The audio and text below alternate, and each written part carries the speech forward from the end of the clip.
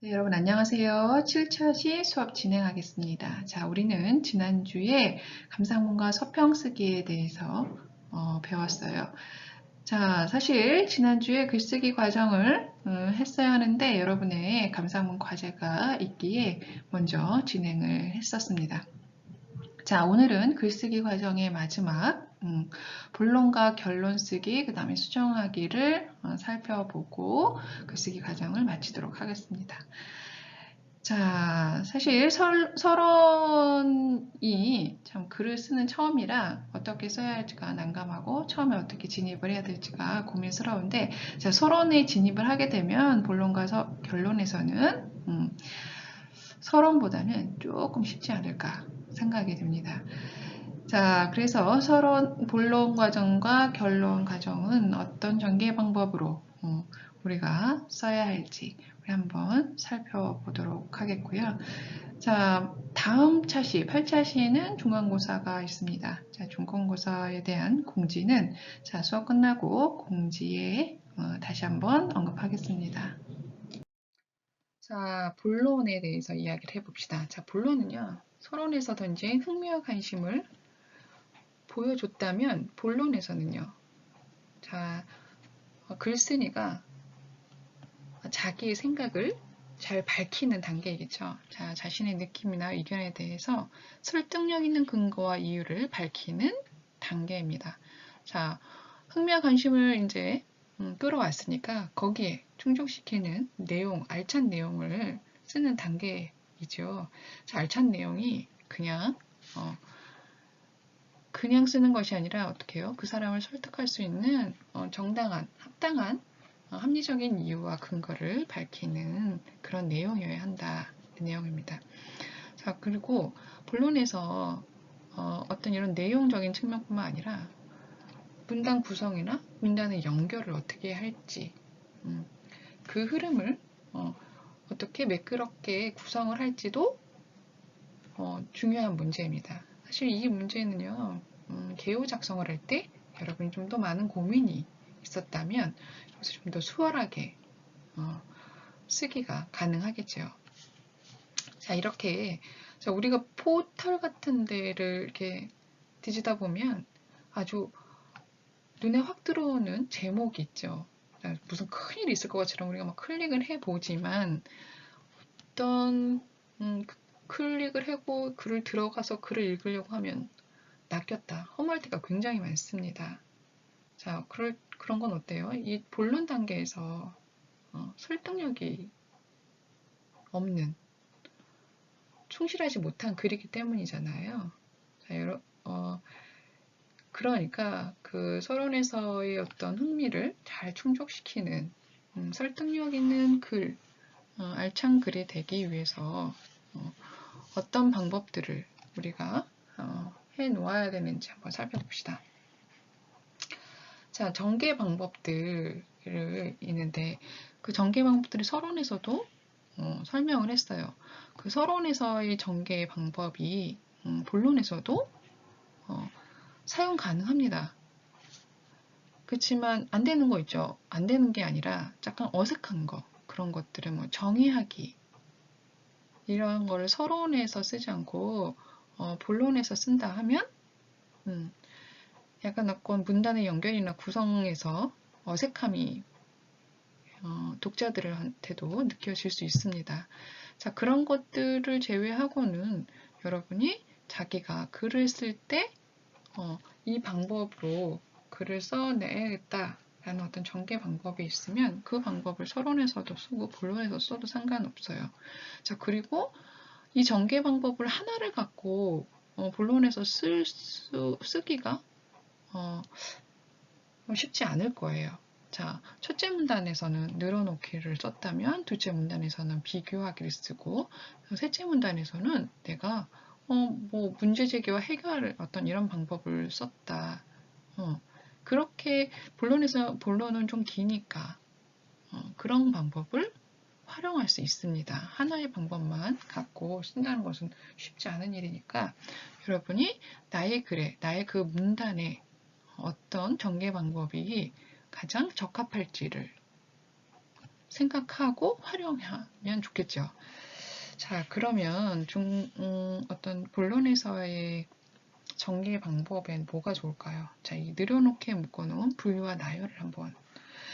여러분, 분류와 나열이, 그러니까 분류는 이렇게 상위 개념과 하위 개념이 있는 거예요. 저희 마트 같은데 한번 생각해 봅시다. 우리가 마트 이렇게 식품부라고 하면 그 식품부 안에 뭐가 있을까요? 뭐 과일도 있을 거고, 채소도 있을 거고, 뭐 육류도 있을 거고, 가공식품이 있을 거고, 유제품, 뭐 음료, 주류 뭐 이런 게 쫙 있을 거 아니에요. 자, 그게 바로 분류입니다. 상위 개념과 하위 개념으로 나누어서 글을 쓸 수 있다는 거. 자, 그러면 나열은 뭘까요? 그냥 나열은 그냥 글 쓴 사람이 내키는 대로 그냥 늘어놓는 거. 그게 바로 나열이에요. 자, 여러분이 고등학교 교과서에서 실려 있었던 안톤 슈나크의 우리를 슬프게 하는 것들이라는 글을 한번 떠올려 보세요. 그 글에 작가가 떠오르는 것들을 막 이렇게 써 내려갔잖아요.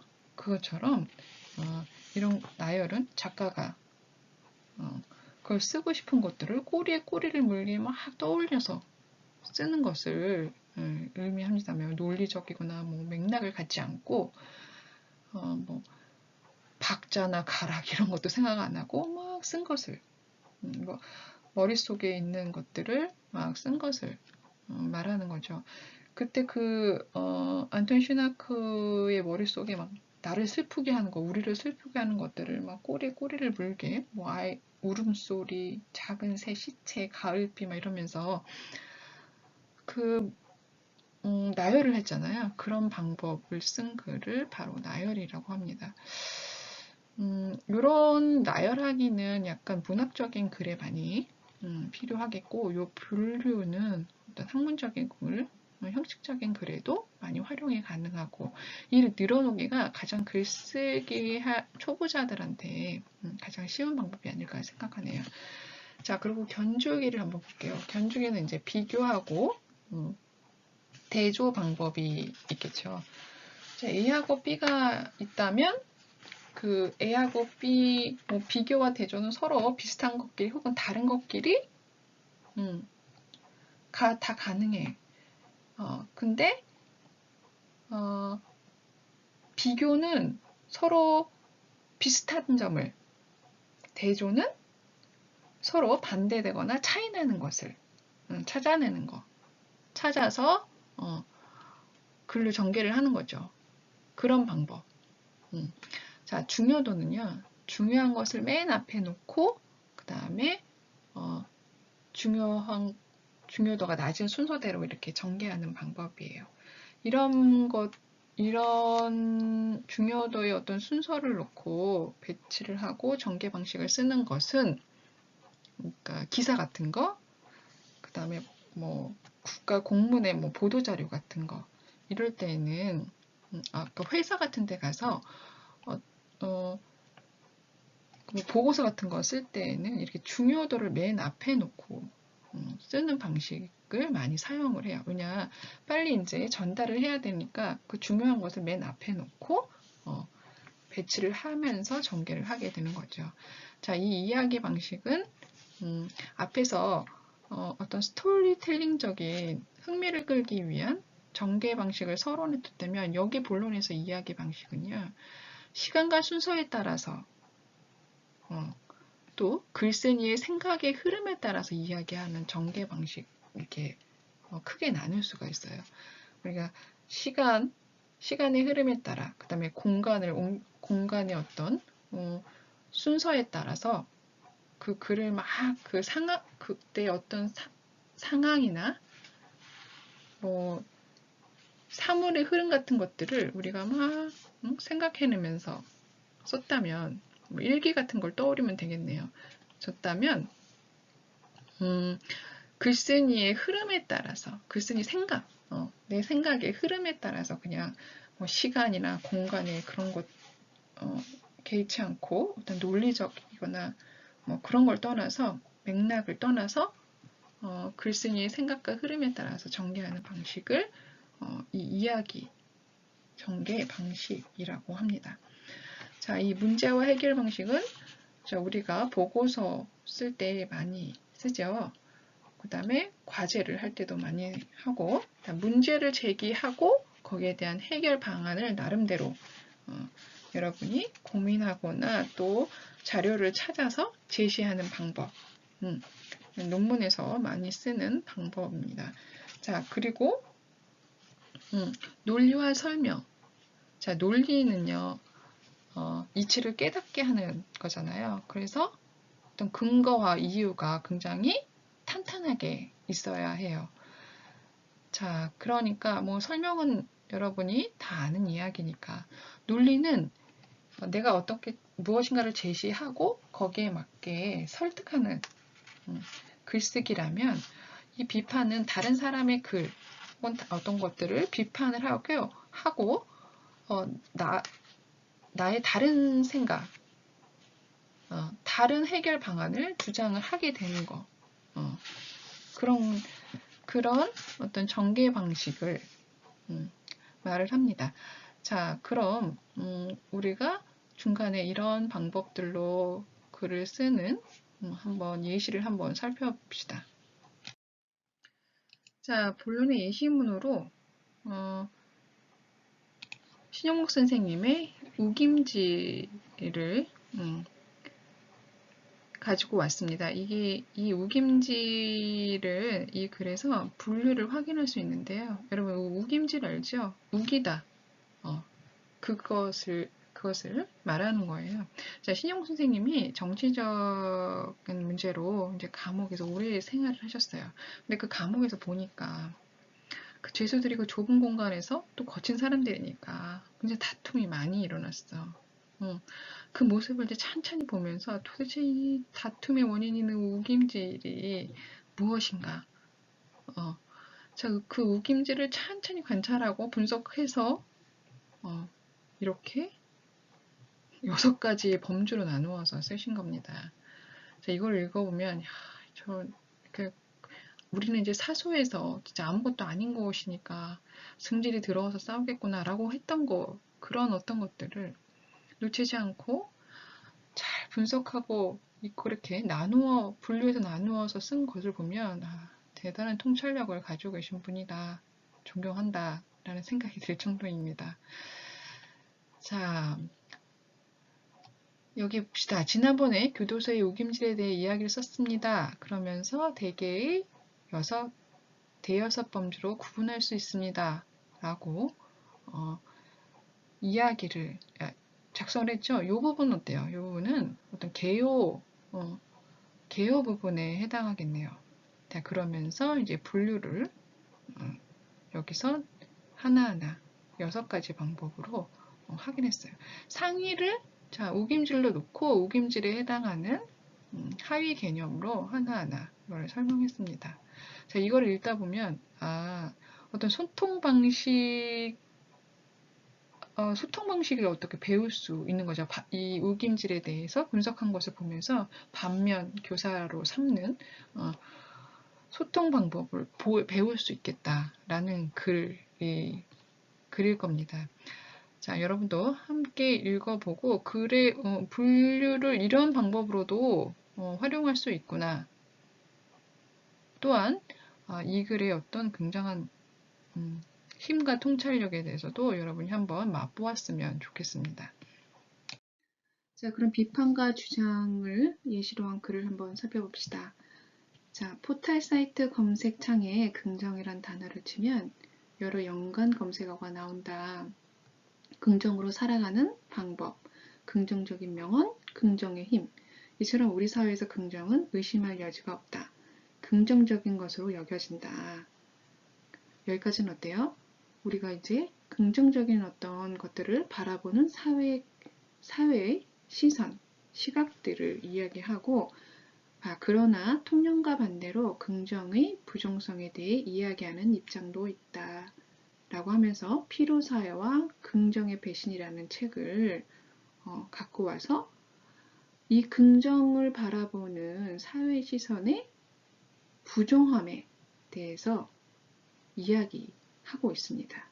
즉 이것이 여기 긍정의 부정성에 대해 이야기하는 입장이 글쓴이의 입장이 되겠죠. 이렇게 사회에서 통념적으로 일컫는 어떤 시각이나 의식들을 비판을 하고 자기의 주장을 제시하는 방법이죠.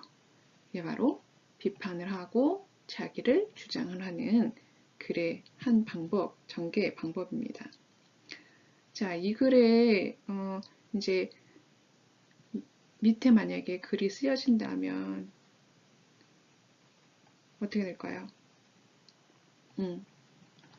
일단 부정적인 사회가 이렇게 긍정적으로 바라보는 것들이 어떻게 부정적인 의미로 다가오는지에 대해서 이 피로사회랑 긍정의 배신이라는 책을 통해서 풀어나가고 설득을 하겠죠.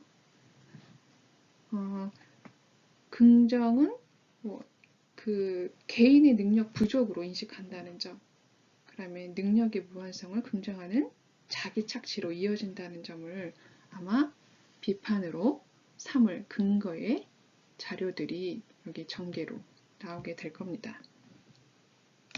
자, 서론과 본론에서 우리가 이유와 근거를 대면서 설득력 있는 글쓰기를 했다면 결론은 그것을 바탕으로 마무리하는 단계이죠. 자, 대부분의 사람들 보면 그 본론에서 나 이제 글을 다 썼다 라고 생각하는 경우가 굉장히 많은데 결론은요.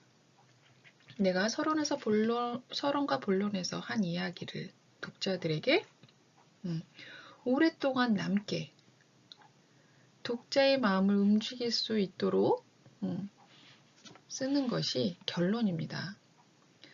그러니까 요약과 정리의 단계가 아니고 또 독자들이 오랫동안 내 글에 대한 여운을 간직할 수 있게 하는 어떤 전략으로 활용하는 것이 결론 쓰기입니다. 자, 우리가 법정을 한번 떠올려 보면 변호사가 최종 발언을 할 때 어때요? 판정단한테 동정에 호소하거나 감정에 호소하는 최종 변론을 하게 됩니다. 그래서 사람들의 마음을 움직이는데 전략적으로 활용하게 되는 거죠. 자, 글도 마찬가지입니다. 자, 결론에서는요. 내 글이 이 사람들한테, 읽는 사람들한테 오랫동안 여운이 남아서 좋은 글로 인식되고 자꾸 떠올라지는 글이 될 수 있도록 전략적으로 활용할 수 있게 하는 단계가 바로 결론 쓰기입니다. 자, 그럼 이 두 가지를 좀 머릿속에 두면 결론에 대한 명확한 개념이 있을 것 같아요. 필자가 그래서 의도하던 바를 명쾌하게 인식시키는 단계. 내가 논리적으로 본론에서 이야기를 한 것을 자, 결론에서는 자, 내가 그간 본론에서 이야기했던 것이 바로 이겁니다. 라고 인지시키고 인식시키고 각인시킬 수 있는 그런 글쓰기로 마무리해야 한다. 또 어때요? 독자의 마음을 움직이고 기억에 오래 남을 수 있는 어떤 메시지를 독자들에게 남기는 글로 마무리를 해야 합니다. 그래서 책을 덮고 나서도 그 글에 대해서 그 여운을 계속 생각하고 또 어때요? 내가 그 생각해서 판단을 한 다음에 또 행동으로 전환을 하고 행동을 할 수 있게끔 하는 글로 결론을 써야 한다라는 것이죠. 자, 그런 전개 방식들은 무엇이 있는지. 자, 우리가 글을 쓸 때 머릿속이 하얘질 때 이런 그 글을 쓰는 방법, 글을 쓰는 도구 연장들이 있으면 초보 단계에서는 글 쓸 때 활용을 할 때 굉장히 좋은 방법이겠죠. 그런 전략 방법들입니다. 서론에서, 본론에서, 그다음에 결론에서 쓴 것들이 뭐 딱 그렇게만 써야 되는 어떤 법이 있는 것이 아니라 초보 단계에서 조금 머릿속에 범위를 정해주면 좀 더 쉽게 접근할 수 있겠죠. 여러분이 초보 단계를 지나서 글을 나의 글 스타일, 나의 느낌, 내 글의 느낌에 따라서 어떤 전개 방식을 잘 이렇게 활용을 하면 나만의 어떤 느낌의 글을 쓸 수 있는 방법이 되겠죠. 자, 지금은 초보 단계니까 여러분 이런 단계를 생각하고 여러분이 서론에서는 어떤 전략, 그 다음에 전개 방식, 본론에서는 어떤 전개 방식, 그다음에 결론에서는 이런 전개 방식으로 써야겠다는 것을 활용했으면 좋겠습니다. 자, 결론에서의 전개 방식, 해법과 대안. 여러분이 과제를 하거나 이럴 때 가장 많이 쓰는 어떤 전개 방식이 되겠죠. 어떤 답을 보여주고 그거에 대한 해결책, 대안 같은 것을 제시하는 가장 여러분이 주로 쓰는 방법이 되겠습니다. 의견과 의지는요, 글쓴 이의 생각과 느낌을 밝히는 것으로 어떤 에세이뿐만 아니라 자기소개서를 쓸 때 나는 어떤 의지로 이 학교에 이 회사에 입사할 것입니다 라는 강력한 의지를 표명할 때 이런 전개 방식을 쓰면 좋겠죠. 요구와 요청, 이런 거는 칼럼, 이런 칼럼이나 에세이, 사설 같은 거 쓸 때 나의 글을 읽고 이렇게 행동해 주길 바란다 라고 생각하면 이렇게 쓰게 되겠죠. 자, 인용과 비유. 자, 인용과 비유는 그 서론 단계에서도 굉장히 많이 쓰는 단계이지만 결론 단계에서 쓰면 어때요? 이 글에 대한 신뢰성이 한층 더 높아질 뿐만 아니라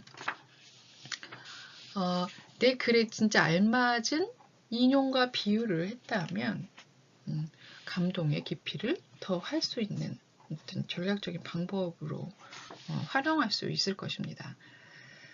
자, 그리고 이 질문과 반전은 좀 세련된 글쓰기를 하는 방법인데요. 자, 내가 어떤 질문을 던져 혹은 내 여지껏 본론에서 쓴 글에 대한 반전을 보여주고 나면 어때요?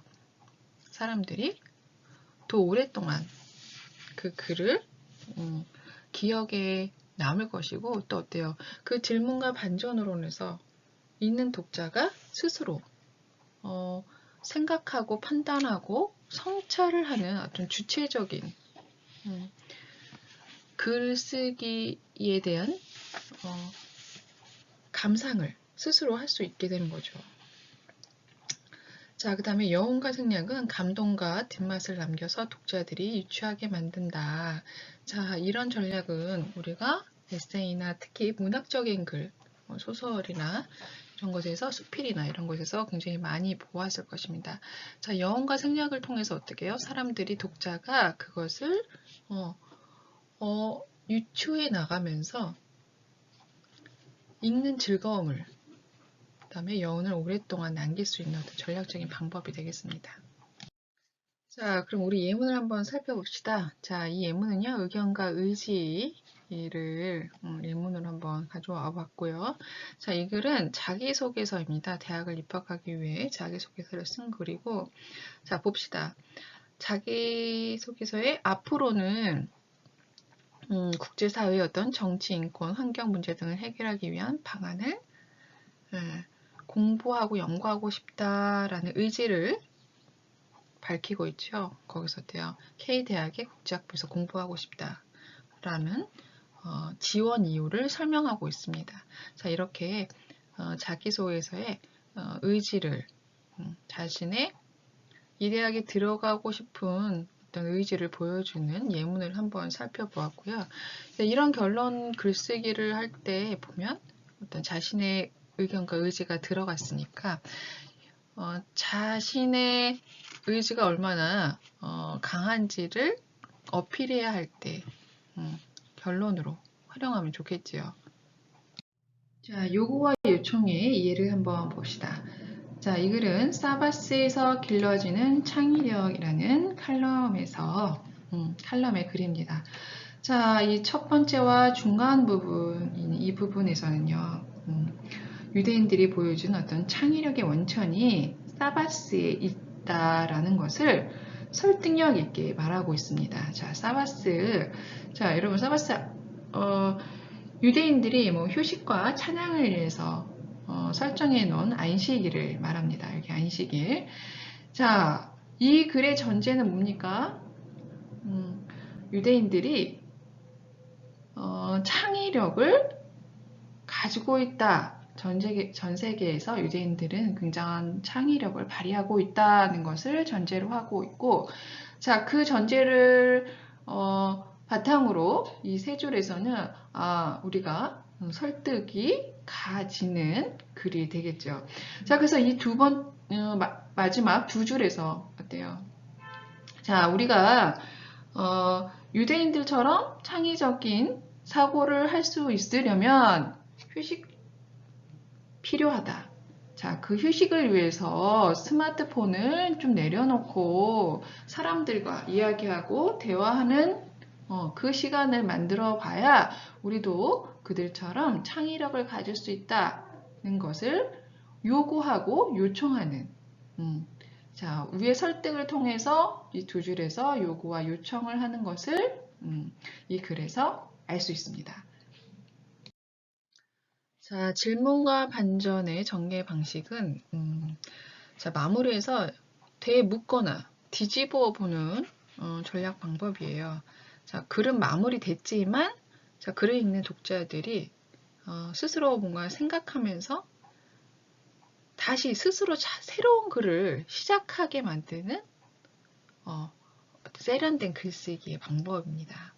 글은 멈추었지만 읽는 독자가 스스로 새로운 글을 만들어 나갈 수 있는 전략적인 방법이죠. 자, 독자들에게 질문과 반전을 던짐으로 해서 어때요? 어떻게 직접적으로 막 아까 행동을 변화시켜야 의지하고 요청을 하는 거, 그러니까 요구와 요청을 하는 것보다 큰 메시지를 줄 수 있고 더 행동을 변화시키게 하는 포인트가 될 수도 있어요. 자, 한번 살펴봅시다. 자, 이 글은 1960년 하버드 로스쿨 학생이 부모들과 학생들 앞에서 한 글이래요. 자, 우리나라의 거리들은 지금 혼란에 빠져 있습니다. 대학생들은 폭동과 난동을 일삼는 학생들로 가득 차 있습니다. 공산주의자들은 우리나라를 호시탐탐 파괴하려고 하고 있습니다. 러시아는 무력을 동원해 위협하고 있고 우리는 지금 법과 질서를 필요로 합니다. 그것이 없다면 우리나라는 살아남을 수가 없습니다. 자, 긴 박수가 이어졌다.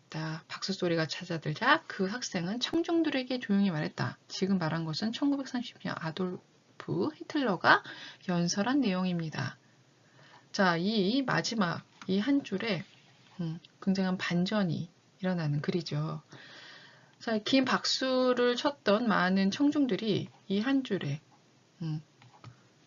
머리가 하얘지는 충격을 받을 만한 글이죠. 이 글은 지금 비유와 인용도 사용했지만 질문과 반전이 아주 돋보이는 문장인 것 같아요.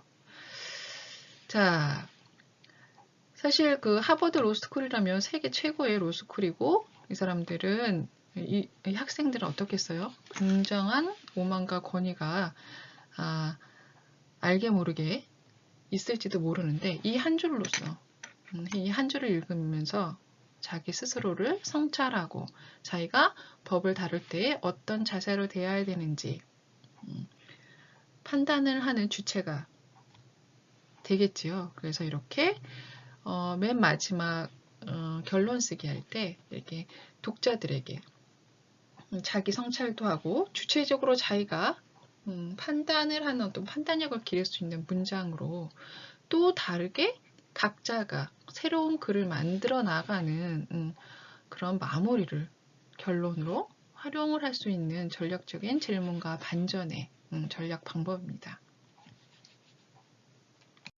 자, 이번에는 여운과 생략이고요. 이거는 문학적인 작품에서 많이 보는 어떤 결론 쓰기입니다.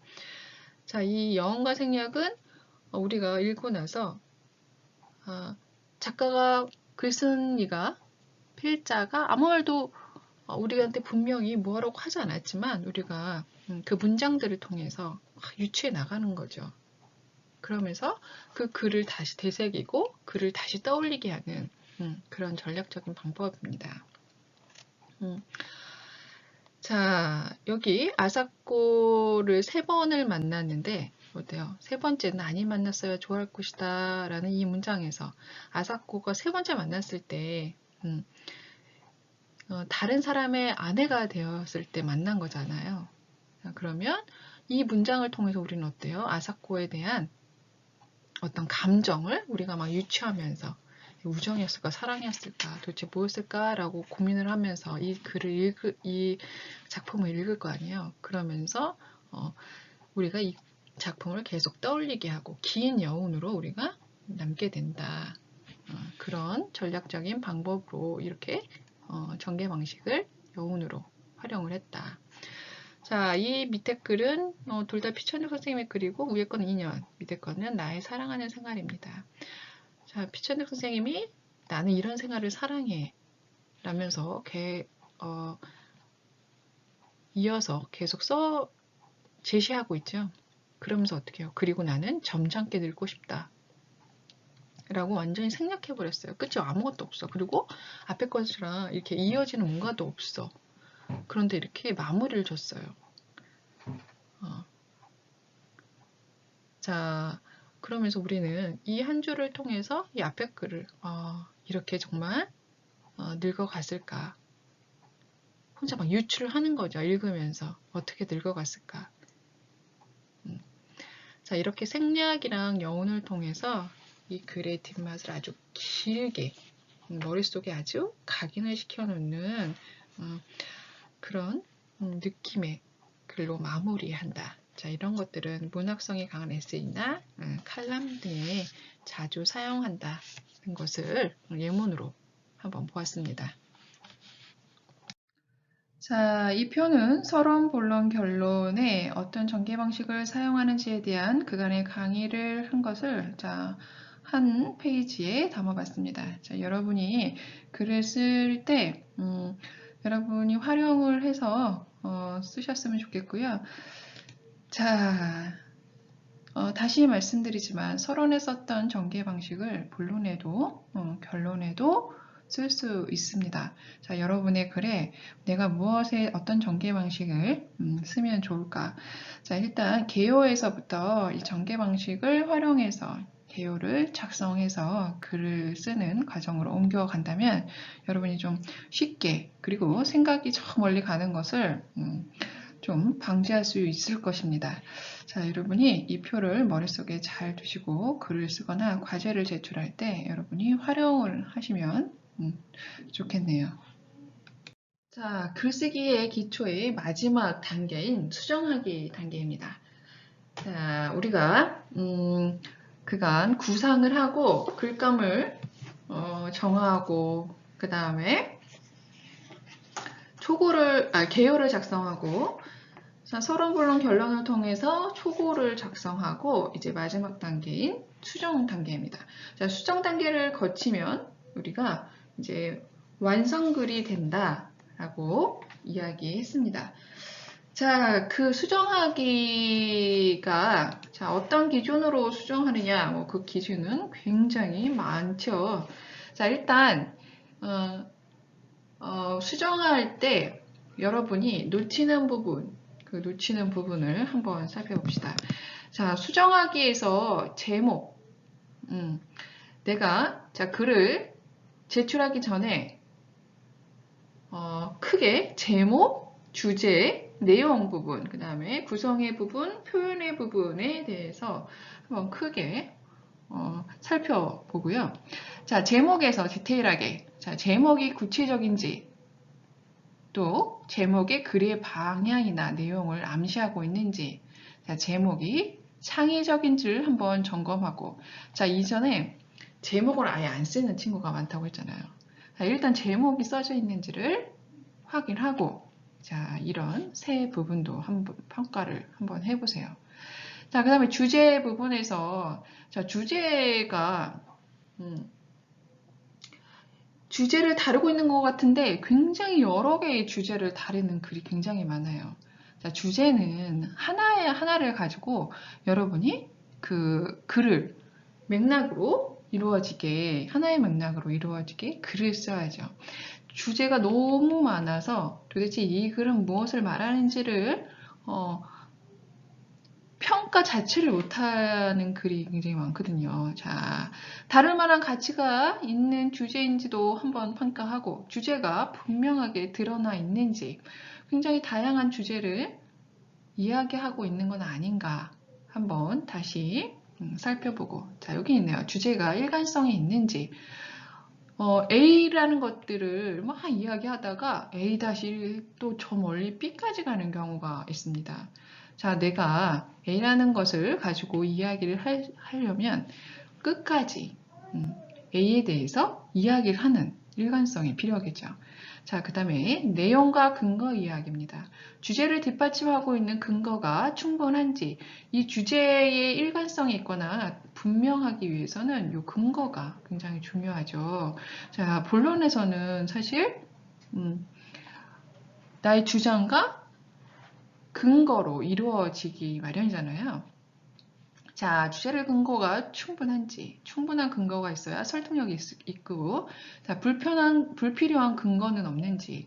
자, 근거라고 해서 다 갖다 쓰는 게 아니라 내가 이야기하고자 하는 방향에 맞는 근거를 가지고 와야 합니다. 자, 내용이 반복되어서 통합되어야 하는 곳이 없는가. 자, 여러분, 여러분 글을 자세히 살펴보면 계속 반복을 해요. 자, 그래서 분량은 굉장히 기나 얘기하고자 하는 요지는 굉장히 짧기도 하지만 불분명하다는 거. 왜냐, 그러니까 계속 반복해서 글을 쓰기 때문이죠. 자, 내가 반복해서 쓰지 않는지 한번 살펴보고, 자, 상식이나 인용 자료 등에 크게 의존하고 있는가, 아니면 자신의 의견을 내세우고 입증하기 위해 노력하고 있는가를 살펴보는 거예요. 자, 여러분이 나의 주제에 필요한 자료를 가지고 오고 하는 건 당연히 괜찮습니다. 하지만 나의 생각 없고 나의 글, 나의 생각이 표현되지 않고 계속 인용을 하고 자료를 가져오는 것만 채워진다면 이거는 여러분의 글이 아니라 그냥 긁어온 글이나 마찬가지군요. 자, 내가 가져온 자료, 인용 자료가 왜 나의 주제에 부합하는지, 이게 근거가 어떻게 필요했는지를 자신의 생각을 표현을 하고 설명을 해줘야지 이게 근거다운 근거로 사용될 수 있습니다.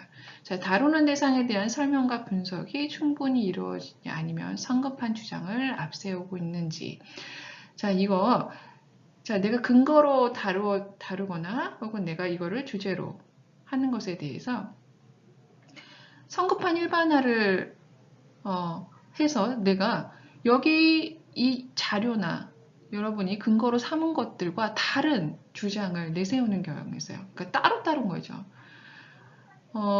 이런 근거로 나의 주장은 이렇다라고 이야기를 해야 하는데 나의 주장 따로, 근거 따로 이러는 글이 있습니다. 나의 주장에 근거가 충분히 반영을 되고 있는지를 한번 살펴봐 주세요. 자, 타당성과 큰 설명과 분석인가, 타당성이 떨어지는가, 설명인지 분석인지 보시고요. 자, 이것저것 나열만 하고 설명과 분석이 산만하고 깊이가 없는가, 하나라도 심도 있게 다루어서 체계적인 깊이가 있는가. 자, 이 부분도 그렇습니다. 여러분이 건드려만 놓는 거예요. 그래서 굉장히 여러 가지 근거, 여러 가지 이유를 막 늘어놨는데, 자, 그게 중요한 게 아니라, 자, 내가 이야기하고자 있는 주제의 예시, 근거들을 자세히 깊이 있게 설명해서 읽는 독자들도 이거에 대해서 충분히 이해할 수 있게 깊이 있게 다루어 주는 것이 중요합니다. 그 다음에 상식적인 수준의 설명과 분석을 피하기 위해 참고 문헌을 더 찾아보아야 된다. 이건 자료에 대한 이야기입니다.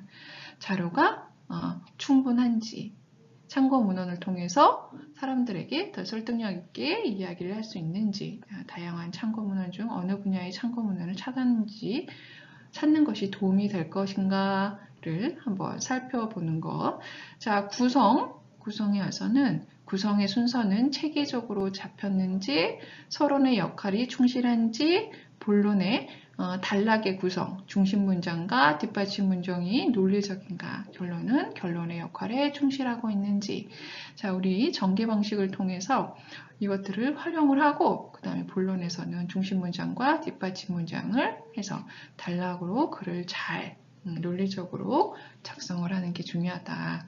자, 표현은 단어나 구조를 고쳐야 하는 대목은 없는지, 그 다음에 비문 없는지, 그 다음에 현학적인 표현을 써서 전달력을 떨어뜨리지는 않는지를 종합적으로 판단을 하고, 그 판단하에 글을 수정을 하고, 이게 자기 점검이잖아요. 자기 점검을 통해서 이게 내가 이제 제출해도 될 글인지를 평가를 한 후 수정하기를 거치고, 그 다음에 우리는 완성된 글을 만들게 됩니다. 자, 여러분이 이제 감상문을 작성하고 또 제가 게시해 놓으면 여러분이 또 평가의 어떤 동료 평가자로서의 평가를 댓글로 달게 됩니다. 자, 오늘 이 수정하기의 항목들을 여러분들이 잘 생각해 뒀다가 그 댓글에 여러 가지로 이 항목들을 활용해서 댓글로 남겨주시면 좋겠어요. 자, 여러분의 그 댓글은 글쓴이한테는 나중에 더 발전된 자기의 글을 갖기 위해서 필요한 쓴소리일 수도 있으니까, 자, 점검 항목으로 활용해서 그 글쓴이의 어떤 평가를 좀 해주시면 더 이제 자기 생각을 갖고 글을 쓸 수 있을 많은 도움이 될 것입니다. 자, 수업은 여기까지입니다. 자, 수고 많으셨고요. 자, 오늘 공지가 중간고사에 대한 공지, 다음 차시인 8차시에 중간고사를 실시하겠습니다. 4월 26일, 이제 우리 수업인 월요일이고요. 자, 지금처럼 비대면인 온라인으로 여러분이 시험을 보시고 제출해 주시면 됩니다. 자, 2시에서 6시까지 모두 시간 늦지 않게 제출해 주셔야 합니다. 그 다음에 범위는 자, 우리가 공부한 1차시에서 7차시까지 내용을 제가 제출하도록 하겠습니다. 자, 문제 유형은 자, 단답형, 서술형 이렇게 해서 여러분이 직접 그 답을 찾아서 달 수 있도록 하는 문제, 또 여러분이 배운 내용을 바탕으로 서술하는 문제로 제출을 하겠습니다. 자, 감상문 제출에 대한 공지입니다. 자, 4월 24일까지 여러분이 제출해 주셔야 되는 감상문. 자, 5차 시에 제가 감상문 과제에 대한 자세한 내용을 공지했었습니다. 5차 시를 다시 한번 살펴보시고, 자, 제출 형식에 맞게 잘 제출해 주시기 바랍니다. 자, 모든 중간고사건 감상문이건 그 제시간에 제출하는 것이 가장 중요하겠죠. 자, 여러분이 급한 일이 있더라도 좀 잘 챙기셔서 알맞은 기한에 제출하시기 바랍니다. 자, 오늘 모두 수고하셨고요. 확인학습으로 넘어가서 확인학습까지 끝내주시면 됩니다. 자, 한 주 동안 즐겁게 행복하게 보내시기 바랍니다.